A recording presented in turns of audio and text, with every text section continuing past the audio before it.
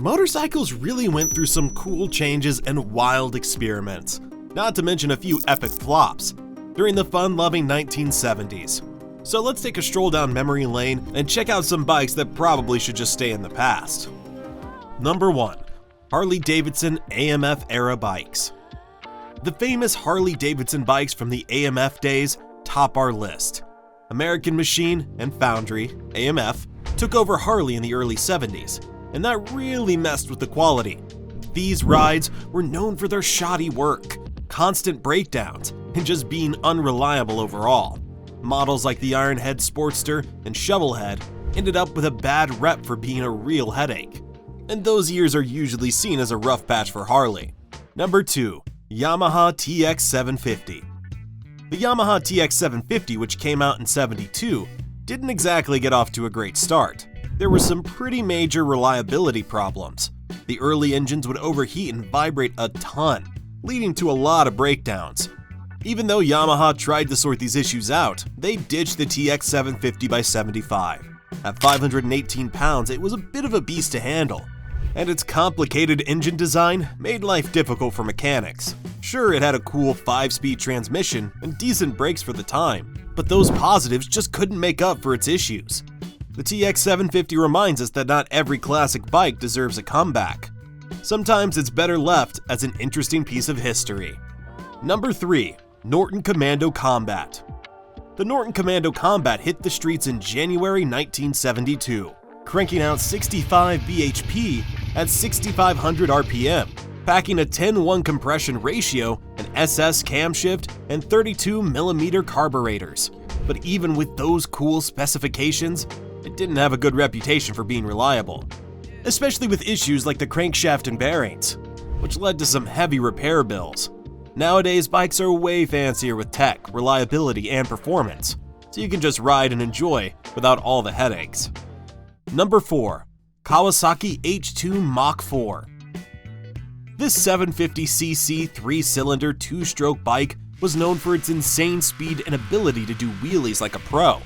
But even though it's a legend, bike fans are not excited to see it back on the roads.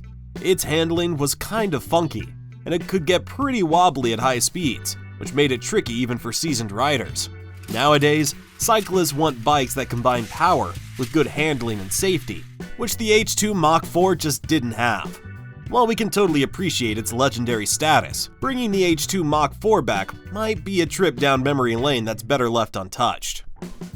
Number 5. Suzuki RE5 Rotary. Suzuki really went all out with RE5, throwing in a Wankel rotary engine. It's a pretty rad engine from the '70s, but honestly, it's not the bike most riders are dying to see make a comeback.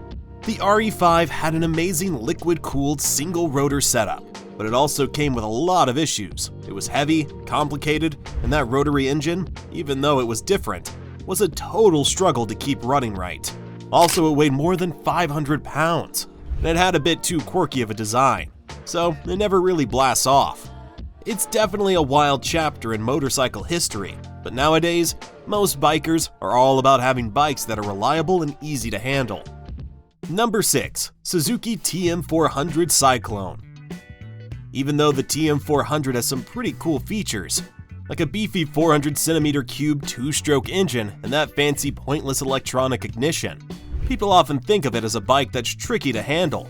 It's super light and packed with power, making it a wild ride on bumpy trails. Its 40 PS engine and 5-speed gearbox were ahead of their time, but it's easy to see why lots of fans prefer just to admire it as a classic.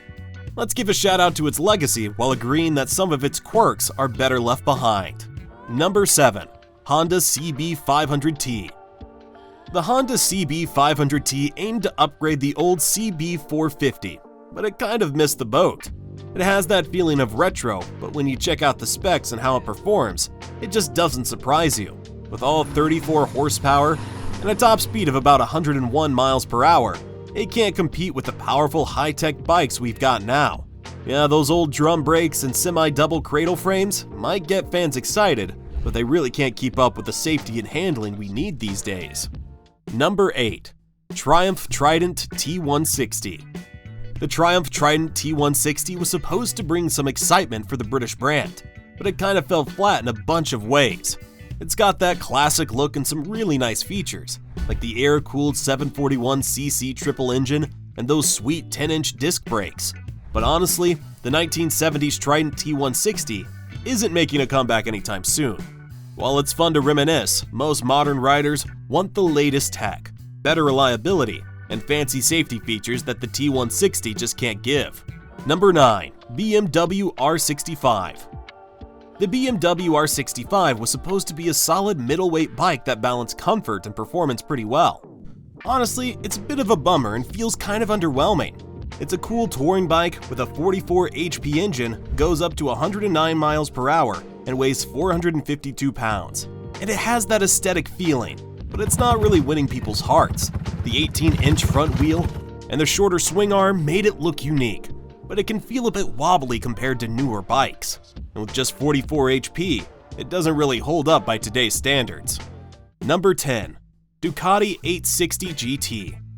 Yeah, this bike's got that cool classic vibe with its 863.9cc V-twin engine, but at 185 kilograms and only 57 HP, it might not hold up against the fast rides of today.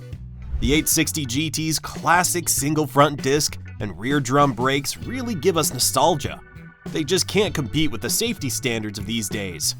Plus, it can be a bit of a pain compared to what we're used to with fuel economy around 35 to 45 miles per gallon and a width of 900 millimeters. Number 11. Yamaha SC500. Alright, let's dive into why people might not be too keen on bringing back the Yamaha SC500 from the 70s. Yeah, it had some cool stuff back in the day, like that 496cc two-stroke engine pushing out 44 bhp. But honestly, those numbers just don't hold up anymore. With its old school SLS drum brakes, basic twin shock rear suspension, and that super small 8-liter gas tank, the SC500 would really struggle in today's motocross scene. And it's definitely a classic that takes us way back to the good times. But the upgrades in modern bikes tell us that SC500 is needed no more. Number 12. Kawasaki Z1 900. The Z1 900 has some amazing features like a 903cc inline 4-engine, 82 horsepower, and it can reach around 130 miles per hour. But honestly, it's probably best that we leave it in the past. It weighs around 510 pounds and rocks an old-school suspension with just a telescopic front fork and a swing arm rear. So it just can't beat what we have in market today. Plus, its drum brakes and classic carbs might not cut it for modern safety and efficiency. It's nice to feel nostalgic, but if you're after the latest tech and performance, the Z1 900 just doesn't make the cut. Number 13. Honda CB750A. Last up on our list is the Honda CB750A. Back in the day, its cool 2-speed Honda-matic transmission and decent specs, like a 736.6cc engine, cranking out 47 HP and hitting a top speed of 97 miles per hour, were pretty impressive. But these days, riders are all about those smoother, more advanced shifting options. The CB750A's hefty weight, almost 580 pounds, clunky 2-speed setup, and lower power compared to modern bikes kind of take away its shine. Plus, it's missing some features we take for granted now, like its tachometer, which leaves a lot of bike lovers wanting the efficiency and kick of today's rides. These bikes remind us that even in a time full of cool new ideas, not everything worked out. Whether it was bad design, reliability problems, or just not hitting the mark with riders, these models are a big lesson in what to avoid. If you liked this little stroll down memory lane, be sure to like, comment, and subscribe for more updates.